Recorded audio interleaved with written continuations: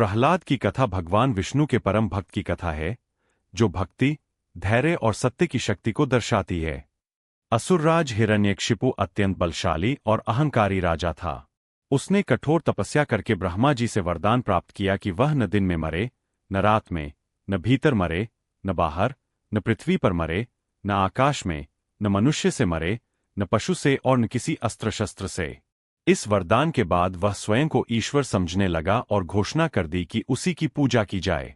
हिरण्यकशिपु का पुत्र प्रहलाद बचपन से ही भगवान विष्णु का अन्य भक्त था। कहा जाता है कि जब उसकी माता कयाधु गर्भवती थीं, तब देवर्षि नारद ने उन्हें विष्णु भक्ति का उपदेश दिया था, जिसका प्रभाव प्रहलाद पर पड़ा। बालक प्रहलाद गुरुकुल में भी अपने सहपाठियों को नारायण भक्ति का महत्व बताता रहता था। जब हिरण्यकशिपु को यह पता चला कि उसका पुत्र विष्णु की पूजा करता है, तो वह क्रोधित हो उठा। उसने प्रहलाद को समझाने की कोशिश की, परंतु प्रहलाद अपने विश्वास पर अडिग रहा। तब हिरण्यकशिपु ने उसे मारने के कई प्रयास किए। कभी उसे ऊंचे पर्वत से गिरवाया गया, कभी विष पिलाया गया, कभी हाथियों से कुचलवाया गया, कभी आग में जलवाया गया, पर हर बार भगवान विष्णु की कृपा से प्रहलाद सुरक्षित रहा। हिरण्यकशिपु की बहन होलिका को वरदान था कि वह आग में नहीं जलेगी। उसने प्रहलाद को गोद में लेकर अग्नि में बैठने का प्रयास किया, लेकिन भगवान की कृपा से होलिका जल गई और प्रहलाद बच गया। यही घटना आगे चलकर होलिका दहन के रूप में प्रसिद्ध हुई।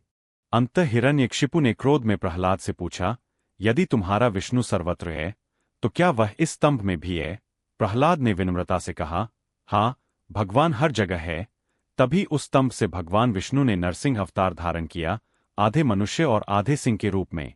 उन्होंने संध्या समय हिरण्यकशिपु को द्वार की चौखट पर अपनी जांघों पर रखकर अपने नाखूनों से उसका वध किया। इस प्रकार ब्रह्मा जी का वरदान भी भंग नहीं हुआ। हिरण्यकशिपु के वध के बाद भगवान नरसिंह शांत हुए और प्रहलाद को अपने भक्त के रूप में आशीर्वाद दिया। प्रहलाद को राजा बनाया गया और उसने जीवन भर धर्म, भक्ति और न्याय के मार्ग पर शासन किया। प्रहलाद की कथा हमें सिखाती है कि सच्ची भक्ति, विश्वास और सत्य के मार्ग पर चलने वाला व्यक्ति